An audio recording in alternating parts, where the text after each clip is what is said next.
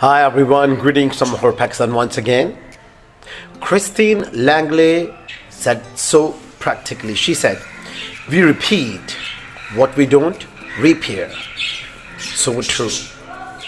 There are so many areas in our life which need to be repaired, but we keep on living our lives while having damage or brokenness in those areas, and that's why we suffer a lot emotionally, socially, financially, and even spiritually.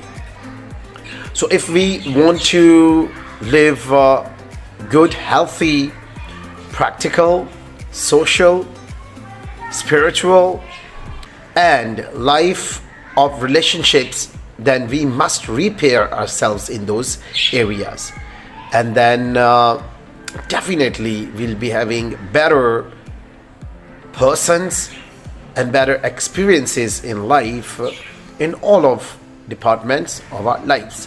And for that, don't forget this beautiful quotation by Christine Langley Obaugh.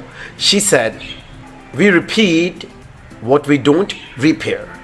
So please don't repeat your mistakes in 2024 and repair yourselves, because there are still a few days to enter in 2024.